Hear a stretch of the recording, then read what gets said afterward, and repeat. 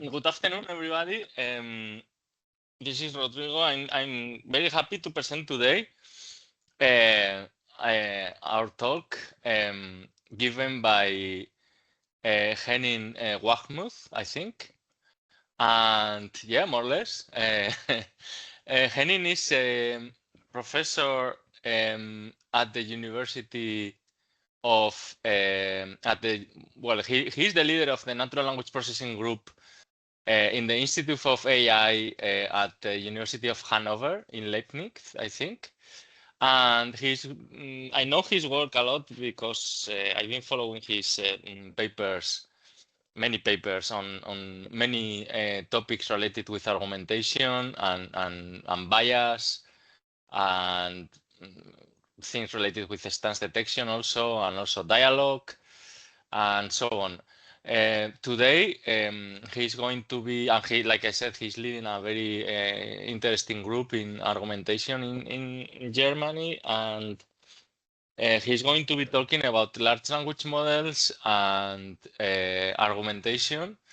And so, yeah, I'm looking forward to it. I hope you enjoy it also. Yeah, Henning, whenever you like.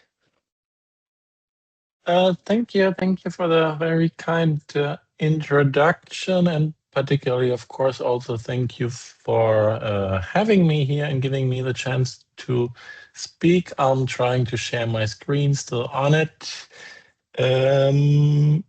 Oh, wait, I guess it looks black for you as it looks for me. That's a bit confusing. Okay. Now it's fine. Okay, you can see the start slide in full screen, is that correct? Yes. Cool. Yeah, then welcome everyone to my talk toward argumentative large language models, which, as Rodrigo put out, is certainly also one of the, let's say, core research areas in which my group is working. I started with this picture that you see here because it's related to a position paper that I was involved in last year at Arc-Mining, with, as you see, a lot of different authors led by Elena Musi from University of Liverpool, where we discuss that we think that large language models should argue more with us than they do. And to give you an idea why, let's look at an example that also comes from the paper, from a real dialogue with ChatGPT. So we asked ChatGPT, I'd like to convince my parents that I need a new smartphone. How could I do that? And so what ChatGPT answered was the following. Convincing your parents to get you a new smartphone requires a mix of logic, responsibility, and a little bit of persuasion. Here's a strategy that could work. Then the strategy came, and then it ended with, would you like help crafting a convincing speech or a text message for them? Now, you may think differently about if this is actually how such a system should answer, but it's also interesting to see that this seems to be very prompt dependent. Here's another prompt.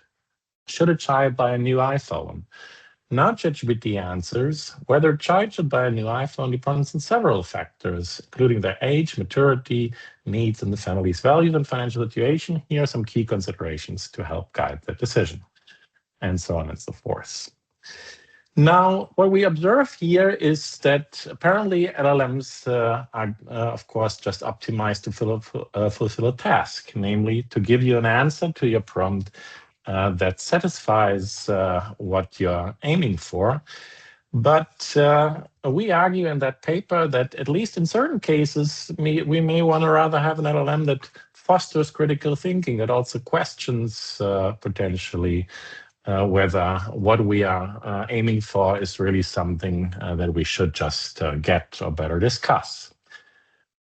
Now, to such ends where we want LLMs to be able to take such stances and argue for it, we may need LLMs that have more argumentation skills. And this is a bit here what motivates my talk and what I will talk about. You will not hear me speak so often about this actual use case, but it's certainly a bit behind in the studies that I'm going to talk about.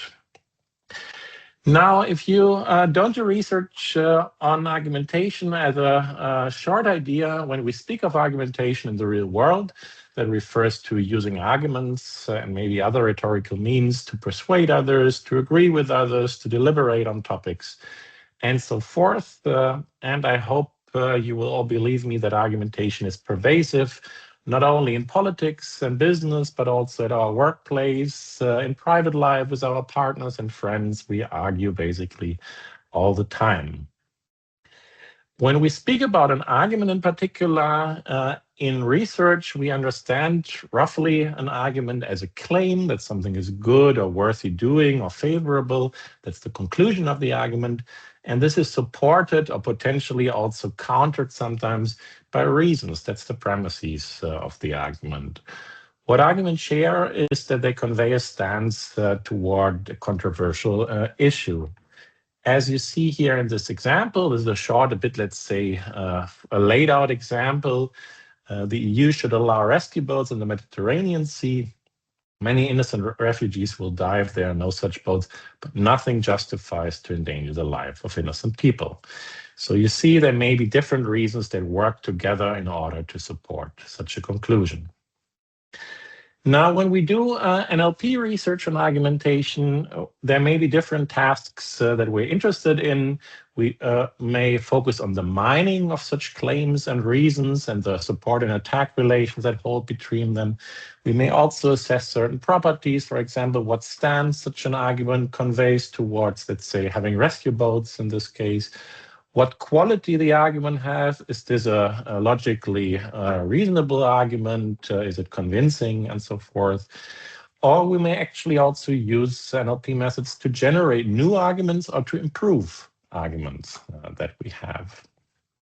That's basically here the language domain that we're talking about. You will see this again in some of the studies I'm coming to. Now, argumentation is one side of what I will be talking about. The other is large language models or LLMs. I believe many of you will have enough to do with LLMs, and you may know much about how they work. Let me still give you a short idea to be sure that everyone is on the same level. First of all, I hope you know that ChatGPT is not a large language model, but it's a chatbot that can lead open topic dialogues, which uses a language model basically for the core text processing it does, like GPT-4 or similar in case of ChatGPT. Now, a language model, to get even a bit more basic, is technically a representation of a probability distribution over word sequences. That means for any sequence, we can predict how likely it is under that model derived from some data. And that also means we can predict it, use it to predict the most likely next word for a given context. So for example, if I ask a model who is the director of hits, and then it starts generating its answer, the current director of hits is, and then if we look at this one moment, what happens here is that the prompt and the language model output so far are used as context to predict what word may follow most likely. It does so for any possible word, or technically for any possible subword token, but it's not so important here for the talk. And then it may pick the one that has the highest probability, or that one of those that have the highest probabilities, or similar. Now, when we speak of a large language model these days, often that refers to language models whose probabilities are computed by some variation of a transformer neural network. And large here is not fully defined, but we often mean models that have, let's say, at least billions of parameters for the weights in the neural network that are learned. The common understanding of large language models, I believe, is also that they are what we call instruction following. So they give answers to prompts. They are optimized towards answering prompts. That's the one aspect. The other aspect is how do large language models actually work under the surface? There is, of course, on the one hand, a training process where we start from data and end up with an LLM. And there's many steps or aspects that influence here the workings of an LLM. here is an overview of some from the input representation over different training steps. On the other hand, also during the inference process, we may influence LLMs in how they act, in the way we prompt them, or by doing certain retrieval augmented generation or similar. I don't talk about all these steps today, but shortly wanted to give an idea of steps 3 to 6, because those are those where the core training of an LLM happens. In pre-training, this is when an LLM basically learns to generate language on the one hand, but also when it learns knowledge about the world that it processes during its pre-training. This is self-supervised, works on huge data, and so basically we teach the model language and general knowledge on this basis.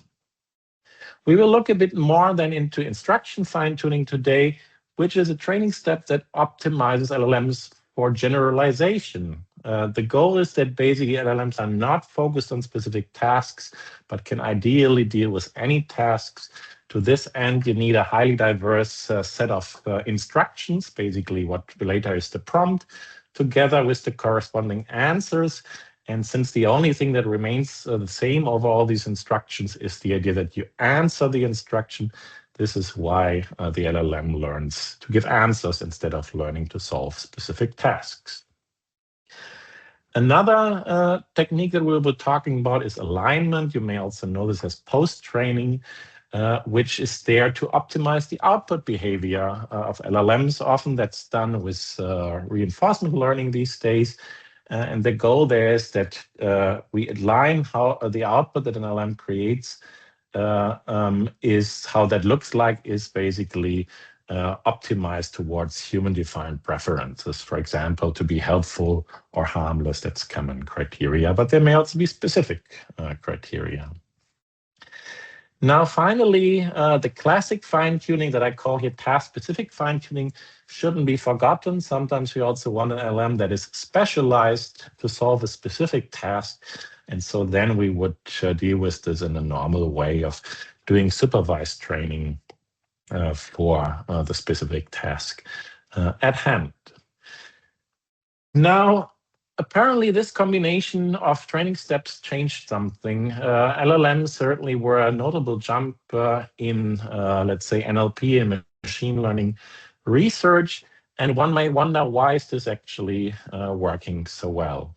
To give you a bit, let's say, visual idea of this, let me come to an illustration that we brought up in another position paper from Colling 24, where we, in principle, talked about argument quality assessment, but as part of this, also about instruction following LLMs in general. You see here a lot of co-authors. I also just saw that I believe Anna is here in the audience. Happy to have you. And what we discussed here is how can we, what do LLMs bring us and why do they bring this to us? What makes them different from previous models? And to shortly look at that, let me take out the one central figure in the paper where we compare different types of learning. What you see here on the left is an illustration of traditional supervised learning, let's say how SVMs or the first neural networks also worked. You have a task, you have training data, you train a model for a task, you get a specific input space, input representation, a specific output space. Then you have a new task and you get a different input space and a different output space. There is no interaction here between the representations that we have for the different tasks. So we cannot use knowledge across different input contexts, nor is there any interaction between the different tasks we are taking. We're really getting different models and accordingly also cannot share any knowledge across different tasks. Now, when transformers came up, or also similar models, they changed something. In particular, we now have a shared input space. We can learn representations through pre-training on vast amounts of text, and we can use them for any task we are tackling later. We can share our representation across context. When we then fine-tune for a specific, let's say, classification or regression task, though, we get again different separated mappings. We get one for task 1, one for task 2, and so forth. And there is again no interaction. What we learned for task 1 is independent of what we learned for task 4, let's say. Transformers fine-tuned for generation, on the other hand, are conceptually similar. They have this one interesting difference that now input and output are in the same representation, say natural language or technically the embedding representations of natural language. So we can learn representations both of the input and of the output. However, the tasks are still just defined by input-output instances. We don't know why an input is the right input for a certain output. This information remains implicit in such fine-tuning. And this is what basically changed when instruction fine-tuning came up, because now we also specify the tasks in the same input representation in embeddings of natural language. And by this, we can also make connections between what is said in one task compared to what's in the other, what's the input of one, what's the output of the other. All are in the same representation. All that we learn for any of them can also inform other tasks. And this is what allows us to share knowledge and what technically may also foster that we can generalize across tasks. This all as a few minutes, let's say, a recap of why do LLMs work as they are. Now, this talk apparently is about argumentative LLMs or working towards argumentative LLMs. So now the question is, how can we use and employ and maybe adjust the processes that we've just seen? In particular, what I will look at now is 3 studies where we specifically deal with instruction fine-tuning and alignment, use and adjust these processes. We will first look at how to make an LLM an expert for a whole family of tasks, and particularly for argumentation-related tasks. Then we will look at how to teach LLMs to adjust output text very precisely to certain defined goals that we have.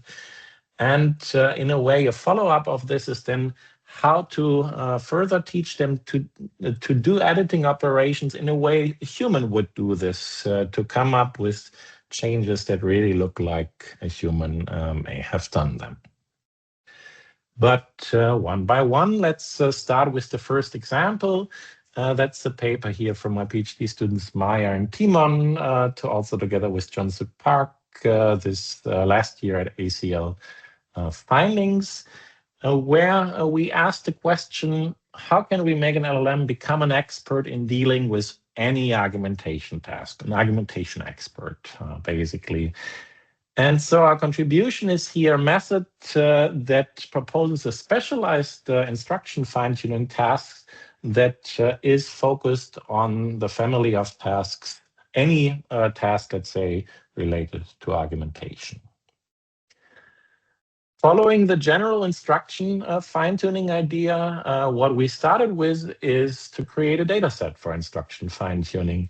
Particularly Maya and Timon, I think, spent quite a while on deriving 108 seed instructions from 30 different argument data sets that were out there in the world. And then they used the so-called self-instruct process to semi-automatically or mostly automatically generate 52,000 additional instructions. That basically works as follows. So we have our seed instructions and we put them into our instruction pool.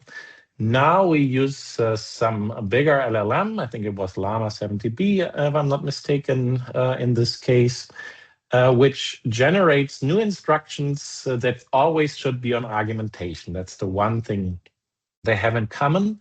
But we only want instructions that are not too similar to the seed instructions, but also still related to argumentation. So we have a filtering step that decides which of these generated instructions actually fulfill these criteria. And this process repeats and repeats until we come to some number of tasks that we aim for. In this case, we used 52,000 because that's what Taori et al. Also used in their original paper. Notice if you ever come to do this, it will take longer and longer the process goes on, because it's harder and harder to create new and still similar instructions. And once you have the instructions, you also need instances. Also, this in self-instruct works basically automatically. We have a generation step that suggests input and outputs for the instructions. Apparently that has its noise. And then we again have some filtering step that checks for certain validity criteria. For example, ensuring that we don't have one and the same input with two different outputs for the same task. And such things. We have a study in the paper to see how good that worked. Certainly not perfect. Something like 75 to 80% of the instances are actually valid. Now with this, we get an instruction data set that's on the one hand diverse. We always have new instruction. On the other hand, they all focus on argumentation. And this we just use for supervised fine-tuning to then hopefully end up with a model that has learned what it needs to know about argumentation. In particular, this idea here of instruction fine-tuning is meant to teach the model to deal with any argumentation task. What we still do during training is to mix in general instructions from the SuperNI benchmark, because we didn't want the LLM to lose its generalization capabilities. And so there's always some general instructions that are still used for further training.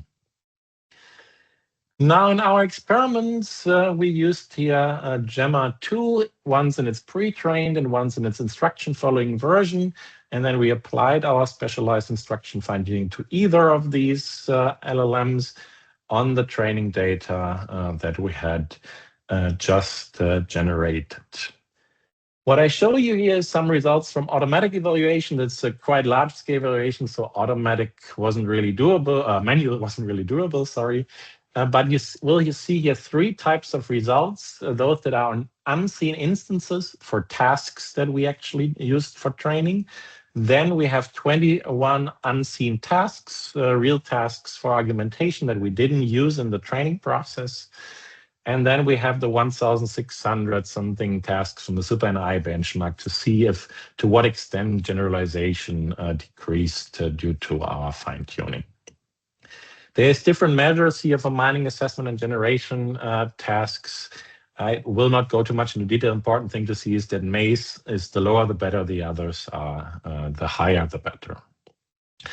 Now here are the results for unseen instances. What you see that both for the pre-trained and the instruction following Gemma model, in both cases the specialization had quite a notable improvement for all kinds of tasks. He averaged over the different tasks and achieves the best result. Either of them is the best in all cases.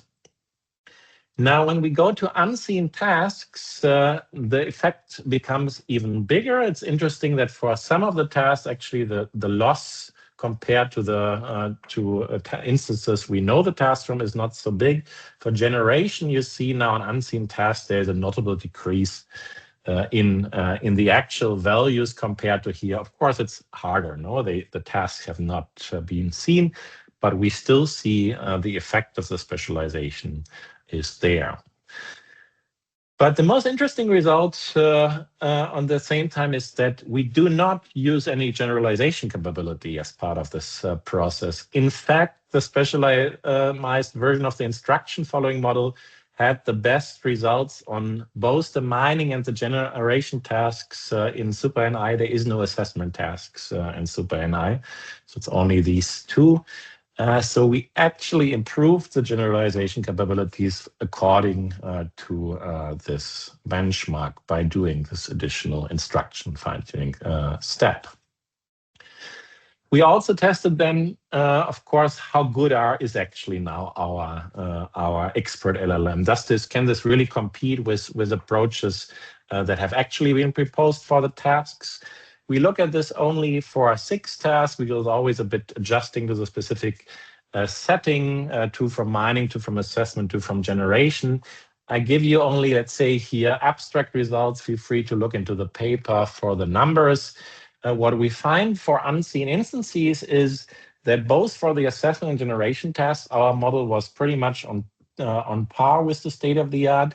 For the mining task, though, the actual task-oriented models still were notably better.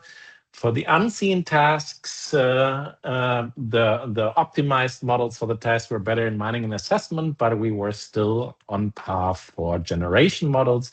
So just by having such an LLM, we tried to make an expert on argumentation, we could achieve near state-of-the-art results in quite a number of tasks. So long story short, yes, to a good extent, it seems to work that we can actually make an LLM an expert on a specific, let's say, family of tasks, as here, argumentation. This as a first study, and now let's go on. Let's look at how can we make LLMs create language in the way we actually wanted to create language.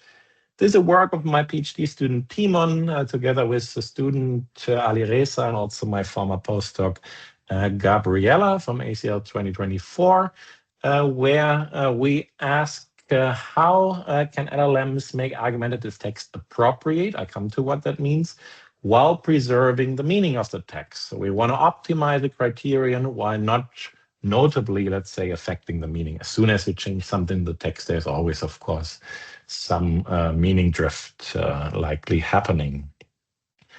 And so the contribution that we put forward in this work is a method for rewriting alignment that works via reinforcement learning, not from human feedback, as you may know this from ChatGPT, but from machine feedback from classifiers that assess the criteria we are interested in, so that is better automatable. But before I come to the message a bit shortly on appropriateness, that's a concept that originally comes, as so often in argumentation, from Aristotle. Appropriate arguments match the audience and how they are phrased, and the language is proportional to the issue. For example, let's say on abortion, you may speak differently than you speak on financial forecast or similar. Now, appropriateness is harmed by various causes, for example, by using toxic emotions, by missing relevance in what you're talking about, and similar. We had a previous work where we tried to do a literature study on what all may be considered here, but the details are not too important. Let's rather look at one example. This is an argument on that news reporters should go to jail for what they write. Let me completely read that to you because we see later different versions of that argument. You have all missed the point. Confidential sources within the government that leak classified information are not covered by the freedom of the press. When a court order is issued, there is more at stake than a news story. Often the court order compromises one case to resolve another.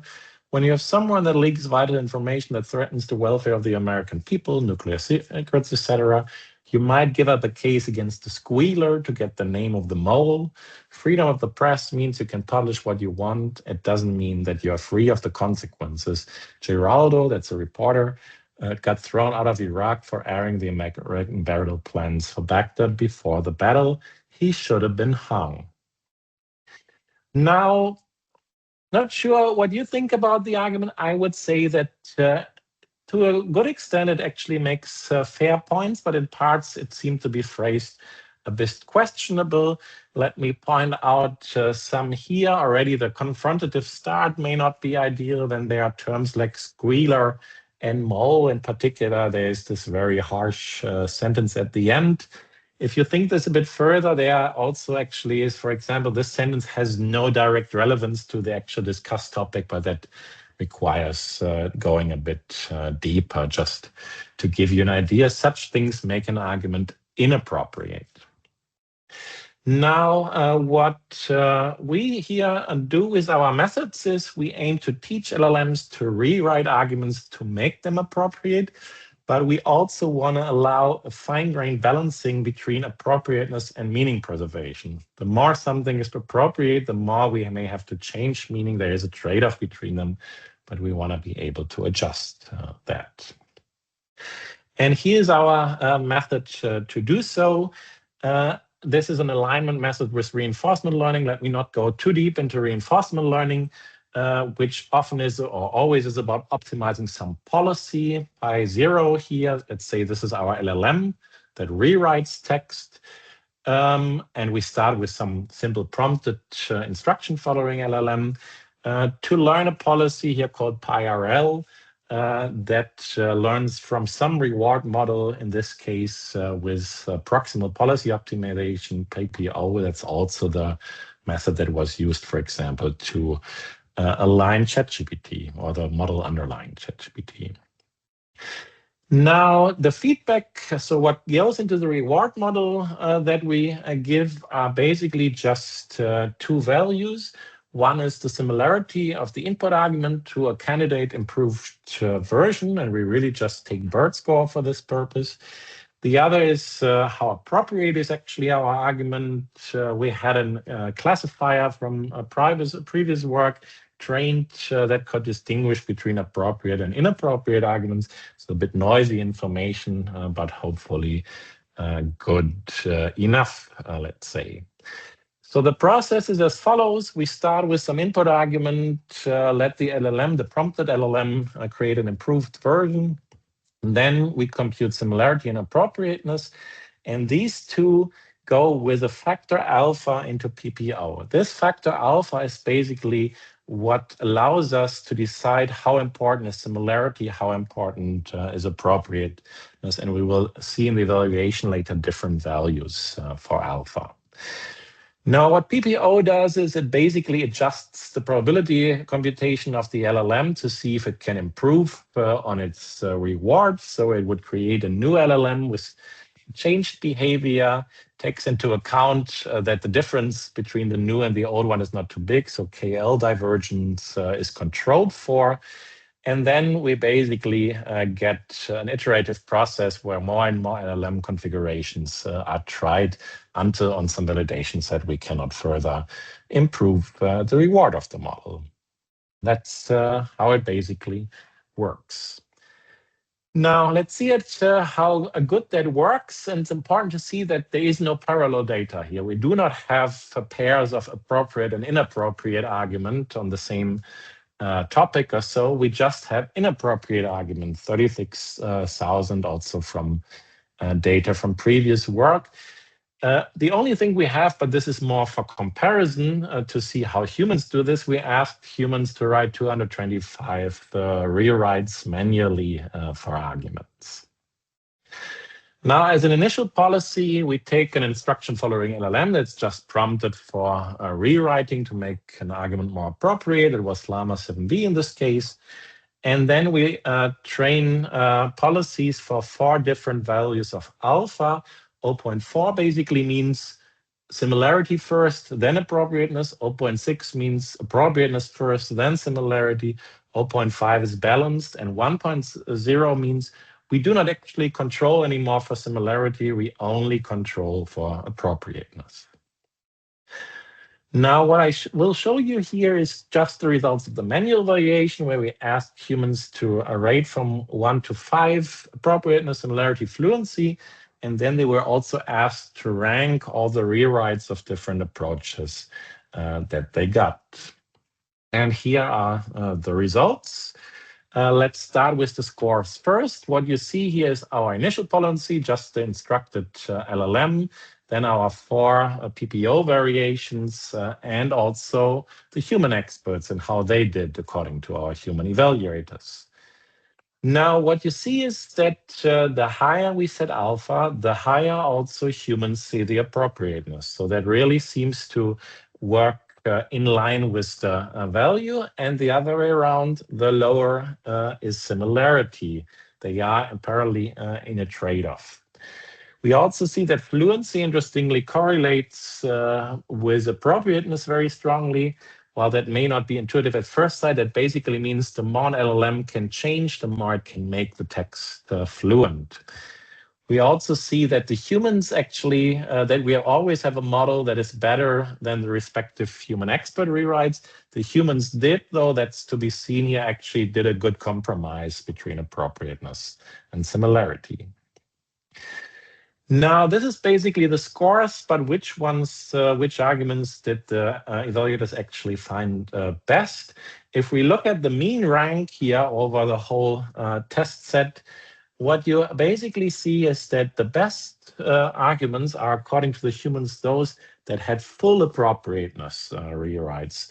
They saw the original argument and the rewrite, the evaluators, and decided this is the best one, clearly also outperforming the human rewrites and also the other variations, the one with 0.6, the second best. However, be aware that this is, of course, not the writers of the arguments. We questioned already back then that writers of arguments may be fully fine with the changes that are made here to the arguments. In particular, let us look at the example we saw above. Here's the version of our similarity first rewrite when we use alpha equals 0.4. What changes with the argument that we've seen? The beginning is just stroken, it's just left out, then a big part of the text is left unchanged, and then the final sentence from he should have been hung is changed to he should have been hung.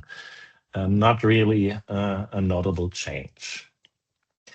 The appropriateness first rewrite also strikes one sentence, the first part, and also later sentence, and then let me read this to you, changes a bit more afterwards. While freedom of the press allows journalists to publish information without fear of government interference, it does not mean that they are free from legal or other consequences. Girardeau was ultimately expelled from Iraq for airing the American battle plans for Baghdad before the battle. And then the last sentence is also stroken. So you see here, there's really language that we had found to be potentially inappropriate taken out, while to a good extent the main message is kept, except for the harsh conclusion at the end.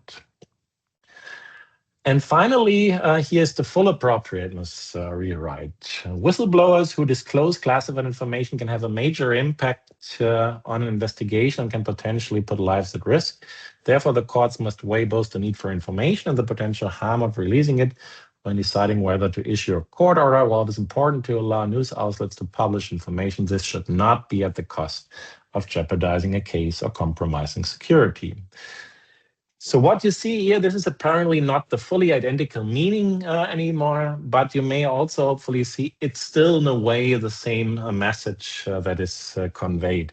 And overall, I hope that this shows how precise actually such an adjustment works. The higher we put alpha, the more we can control how much is changed at the cost of certain meaning change. This works surprisingly well. However, as also indicated, we didn't really believe this is how humans would change their arguments, and that leads me to a new work also from Timon Wismaya involved, currently under review. If anyone happens to be a reviewer, forget now who the authors are, please. Where we look at how can we make LLMs edit argumentative text like humans would edit them? Can we basically teach them to only do human-like changes, how a human would change a text? This leads particularly to a sophisticated reward model that tries to align the outputs of LLMs to human-like editing behavior. I only give you here one slide sneak peek into this. In particular, what we propose here is that human likeness in edits come from three aspects that I show you on the example on the right. We change from all you say is just totally wrong to the things you said are wrong, in my view. And so one aspect we still want to keep is it should be similar, of course. We don't want to change the meaning, notably, of the spans. But we also propose that what is important is what we call conformity or pattern conformity. Namely, we noticed that they are typical operation sequences that humans do when they rewrite text. So you see what is actually changed in the text, and in the terms of edit distance, you see there are some substitutions, something is kept, something is deleted, something is added, and so on. But this sequence of how they actually look like, this, and this is an observation in the paper, is not coincidence. There are very typical patterns. And related to this is also what actually makes an edit fluent. Namely, to achieve fluency, of course, we need cohesion. And that leads to that there is interdependent fixes. For example, if we change here from all the thing to the things, we apparently also need to change from is to are to stay grammatically correct. So such connections are there, and we only want an LLM to make changes that fit this idea to keep fluency. That's basically what we then encode to the model. That's here done with group relative policy optimization, GRPO, instead of PPO, but that's not too important for the short sketch. So we again have an argument that we're given to an LLM, but now the LLM makes edit suggestions. And these go through classifiers for our different criteria, and only if they are all fulfilled, this is trained on rewrite, huge rewrite data, then we say that these edits may be human-like if all three are fulfilled. This goes into our appropriateness scoring, and now GRPO again changes the model and redoes the process to hopefully improve its reward, and continues that process. As a short idea of the evaluation, this is here all scores. The higher the better. Again, a prompted model than our PPO model from before and GRPO. First of all, you see here in all cases, the scores according to humans are best. Not in all cases really with a big difference, but there is an improvement.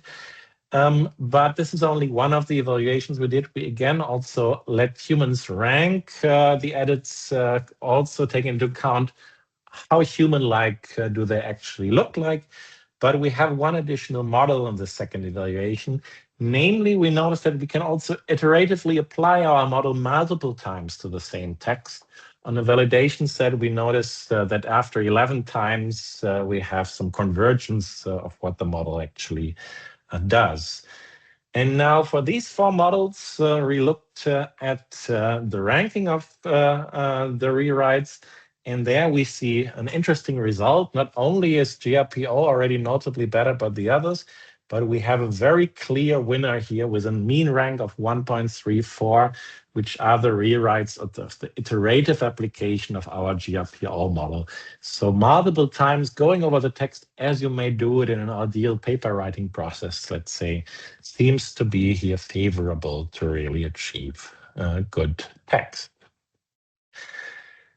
This as three ideas of how we can actually make LLMs behave in a certain way, achieve certain argumentative skills and properties, but also to end with a short outlook. Where should we go with this, or what's coming next? And that leads me to so-called large reasoning models, or you may also know them as reasoning enhanced LLMs. The basic idea here is that we do not really do any instruction fine-tuning anymore, or at least it plays a small role, but the core of the training process of a large reasoning model is a reinforcement learning-based process to align the outputs of LLMs to chain of thought-like sequences. For example, DeepSeek's model R1 has been trained this way. And the result of such processes, as you may know, is that we have output behavior that is reasoning-like. I put this like here, I emphasize this here because it's apparently not real reasoning. I come to this also below. But yeah, what happens then is that when we have a prompt, let's say write an essay about university education is necessary for success, before the model actually writes the essay, it has this so-called think text where it starts discussing what it's actually supposed to do, in this case, all right, so I need to write an essay on whether university education is necessary for success. First, what's the main topic, and so on and so forth. And it continues for quite a while before then after the think tech finally the essay is generated. Now, what studies notice though is that these reasoning outputs, they have certain issues. Not only are they prone to hallucination, but maybe more importantly, what is reasoned often is misaligned with what the ultimate answer is. So what is said in the reasoning tech doesn't really fit what the model is doing at the end. And there's other studies that also argue that this doesn't really help to make more transparent how an LLM works, now how to interpret its behavior in certain cases. And so the question is here, does argumentation help? That's basically led me together with my colleague Ramon Ruiz-Stolz from University of Dundee to an hypothesis for research that's currently upcoming, namely that we believe that we can improve LLMs if we align their reasoning output with enthymematic argumentation of humans. If you don't know enthymematic argumentation, that enthymem's are basically arguments that leave something implicit. But what to leave implicit and what not to leave implicit, that's a key point where humans are usually very good in many cases, because they can assess what's important in a situation. And so we argue that if we do this with LLMs, making them behave more human-like, that will improve the clarity and also the logical sufficiency of reasoning outputs. This will not really create sound reasoning, or maybe not fully achieve this, but we expect that this will make the reasoning chains more transparent and more interpretable. We can get real connections between these chains and the output, and can on this basis assess whether that actually makes sense. That's not for today anymore, but more what's to come. Let me shortly conclude. I talked today about large language models that ultimately will always just predict next words or next tokens. Usually we mean instruction following transformers, but they have not been generally optimized for argumentation. I gave you here some ideas of how we can work more towards argumentative LLMs, from instruction fine-tuning to alignment and specific reward models in that process. If this is a topic that is in general interested to you, then let me shortly make promotion at the very end. Namely, the second edition of the argument mining book is finally in production. The first version, if you possibly know it, comes from Manfred Stede and Jody Schneider. I was happy to join the second version, which has about 450 pages, 870 something references until end of 2025. So still hopefully very recent, and most importantly, that will be open access, readable for everyone. I hope that this is out this summer. Let's see how long Springer takes with bringing it into the final book. So stay tuned on this. Thank you for your attention.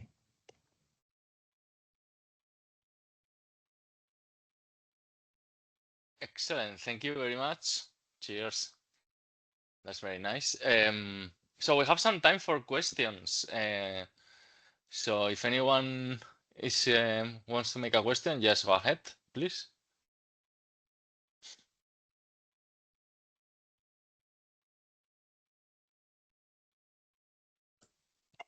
Yeah, go ahead, please, Anne. Okay, thank you very much for the excellent talk, Henning. That was really interesting. I have a general question. So when I tell people about argument mining and the computation argumentation community in general, then I always say, I love this community because it's super strong in theory, right? Because there is this really long tradition of argumentation theory, also in philosophy and so on. Now in your talk, of course, I haven't seen much of it because we are really relying on, really data-driven approaches. And related to that, I have two questions. So the first one really relates to the model that you get after applying arginstruct. So the question is, do you have some insights on how much the model really learns about theory? Is it worthwhile to look at it? Because I guess it is implicitly there somehow in the data. And then also following up, of course, towards really getting good reasoning models, would it be worthwhile to try to inject some theory into the models, like maybe the Turing model, or I don't know, Aristoteles' original model, and so on? Yes, thank you for the wonderful questions, Anna. One by one, yes, indeed, I kept most argumentation theory out of this talk. Of course, it's not like it's not at all in our approaches. In particular, let's stay with the instruction fine-tuning model. How we make the tasks instructions, of course, takes into account also the theoretical definitions that come into play there, as one example. For Arginstruct, so we did not explicitly evaluate, does it match what argumentation theory does? But what we did in particular is we looked at what are actually the tasks that evolve from our original seed instructions, which are generated, and how may that influence our model. And there's also, I think, a nice illustration in the paper, which shows that there's a lot of common concepts from argumentation theory that reoccur often in these tasks that the model has used for learning.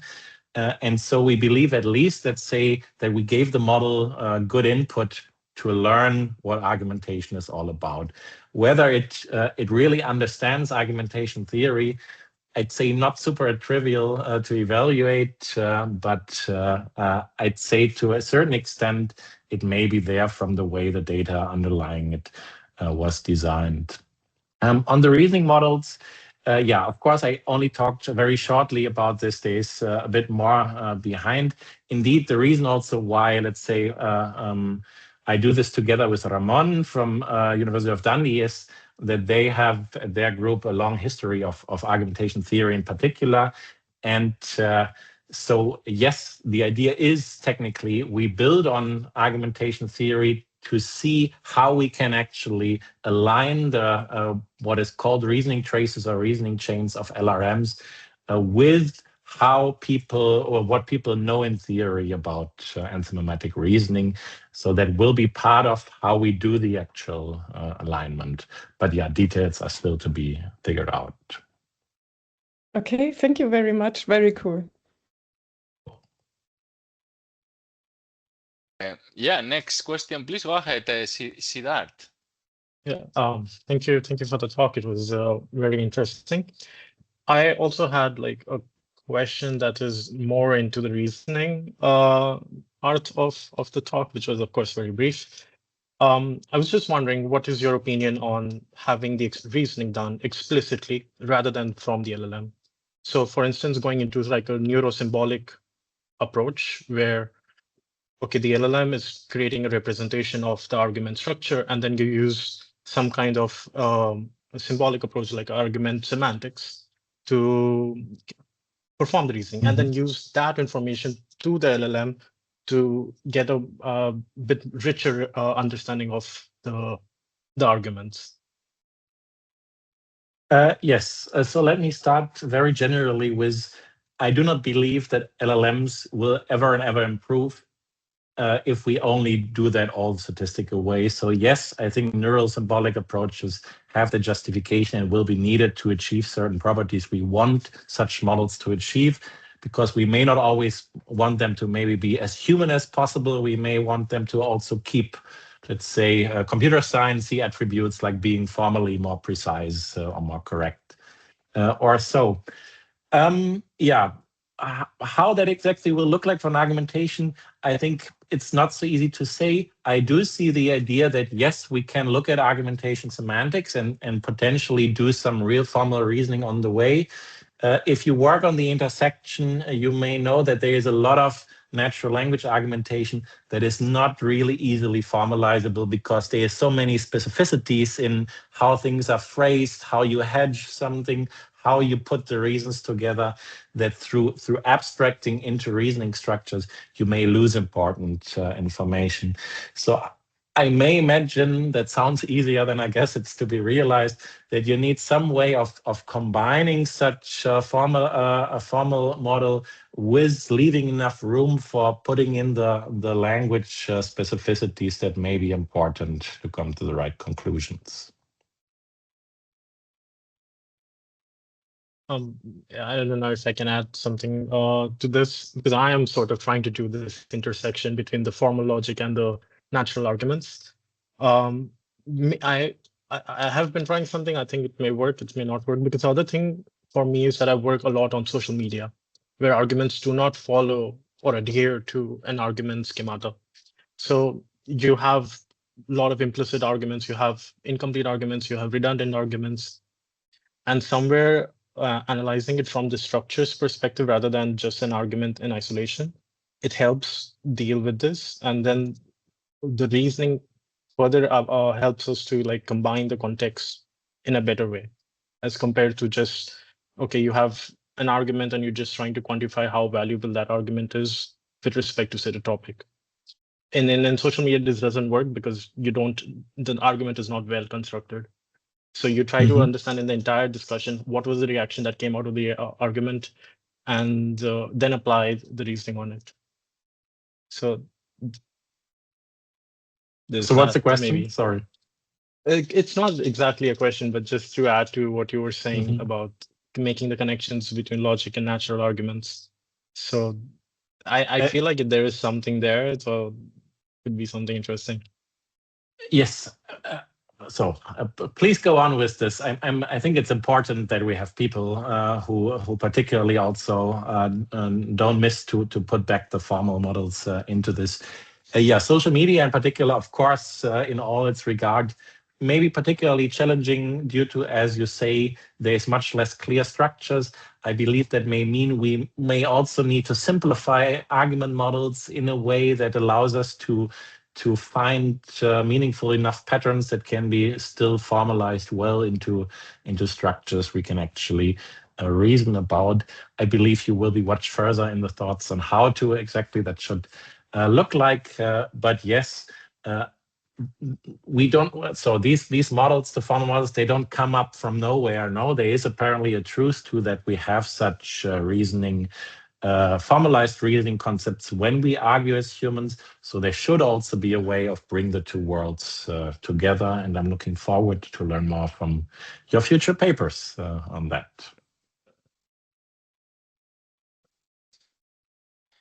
Okay, we have maybe time for one more question.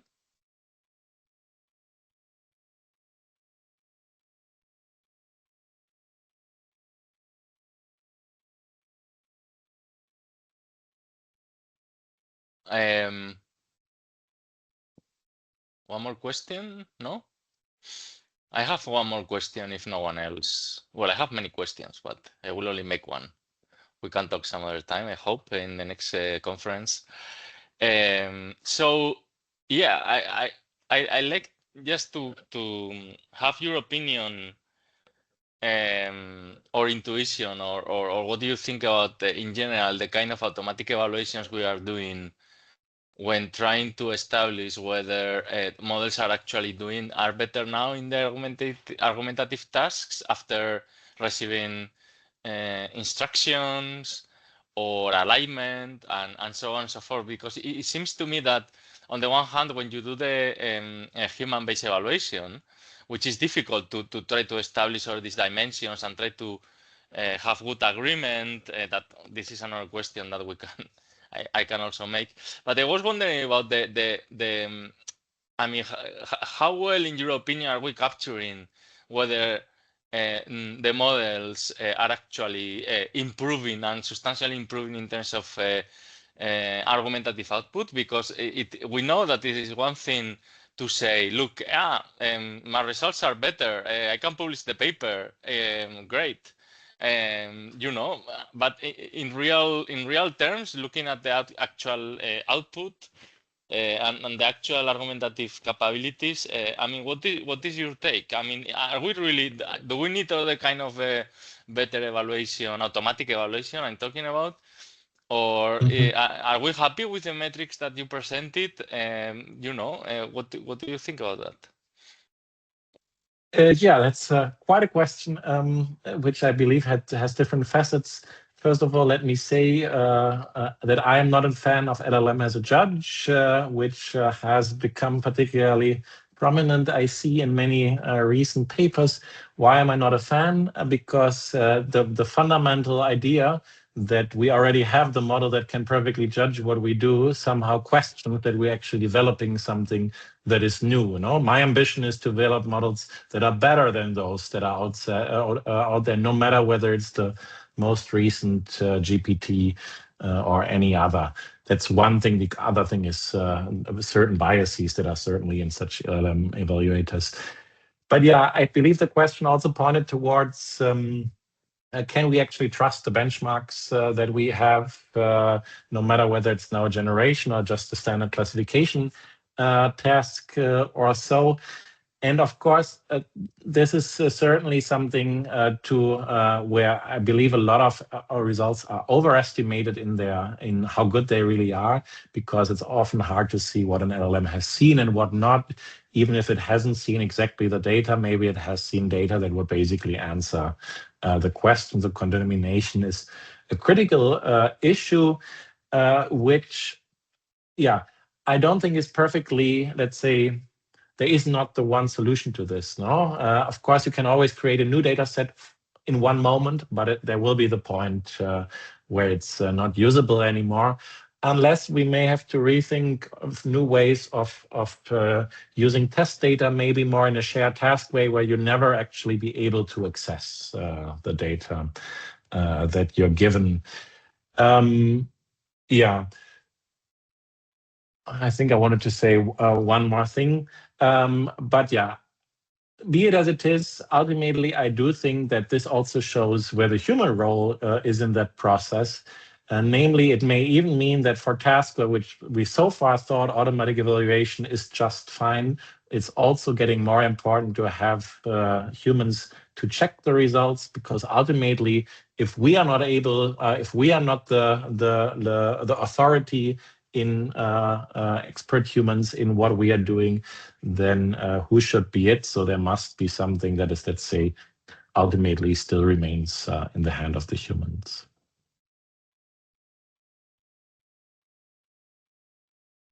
Okay, so does it answer the question? Sorry. Well, more or less, because I mean, I just want. I mean, you know how it is. I mean, we like you say, LLM as a judge has got difficulties or its weaknesses, if you like, also biases that are well documented. But also, I mean, for me, it's a fascinating problem, no? How to be able to evaluate this automatically in a way that is actually representative of the actual improvements or weaknesses of the approaches that we are evaluating. So yeah, I mean, for me, this is crucial. And I don't know if you measured the in the human evaluations that you had data regarding the correlation with automatic evaluations with the human evaluations. So yeah, in the papers from which I only presented the human evaluation, there's also always automatic evaluation involved. And let's say the trends are the same. No, it's not like we see entirely different results. And of course, I'm not saying automatic evaluation is not useful, particularly as a proxy to see if your model is going the right direction. It can certainly be very useful to learn about, let's say, improvements in your model. But I don't think that we can get around human evaluation in many cases. Yeah, something just to finish, sorry, I just don't want to, but something that we find very interesting also is and we are working with Blanca, which is a PhD student here in our group, and she's going to go to Dundee for internship with Chris and Ramon and so on. And she's going to be working. We are interested in trying to evaluate the actual effects of the argumentation, no? Or like, because so we are interested in the problem about how to be able to evaluate whether, yeah, at the end of the day, whether we are being persuasive enough, right? Are we achieving our objectives by the generated argumentation? How to be able to evaluate that? So I don't know if you have any take on that, just to finish the talk. I mean, let's say I've done enough research on argument qualities, so I think I should have an opinion on this.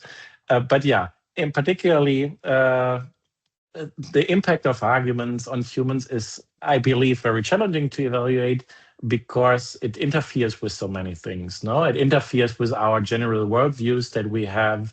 We may have preconceived opinions on a lot of topics. How that goes together with now being swayed by an argument, or at least that an argument makes you think, is very hard to control. Of course, you can try to look at topics where this is not an issue, because you may have not an opinion or may not know about the topic, but then you also create bias in what you're actually looking at. No, so having good ideas, let's say designing experiments that somehow allow you to measure what an effect an argument really has, would certainly be a great contribution, because I don't think we have very good methods to really measure the, let's say, persuasive effect of arguments in many cases.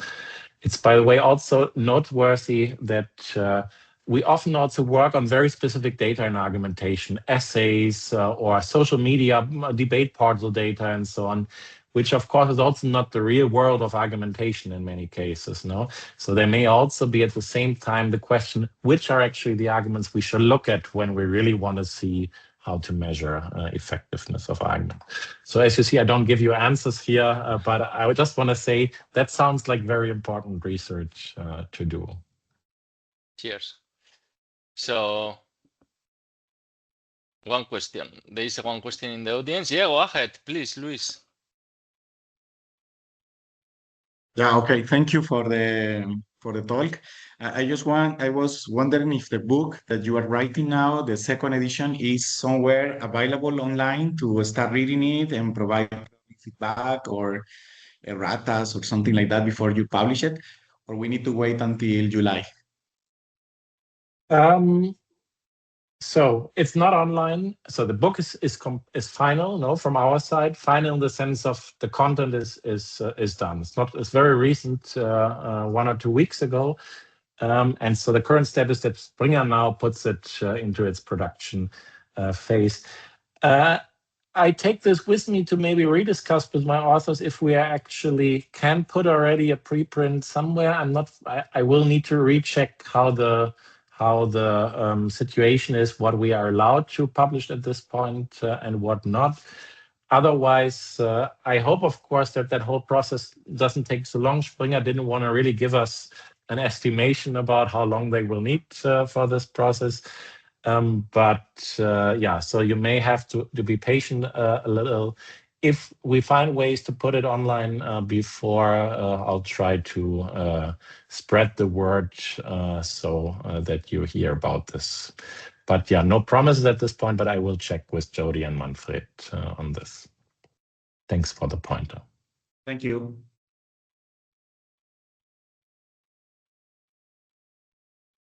Okay. So, yeah. So, thanks again, Henning, for your talk. It was great. And thanks for accepting our invitation. And Thank you very much. Yeah, it's been great. So, yeah, we'll hope that we keep in contact and yeah, see you around, I hope. See you. Thank you so much for having me. Thank It was you. a pleasure to speak here. Thank you for all the people who was coming. Great to have such an audience. All the best. Thank you. Bye-bye. Bye. Bye, everybody.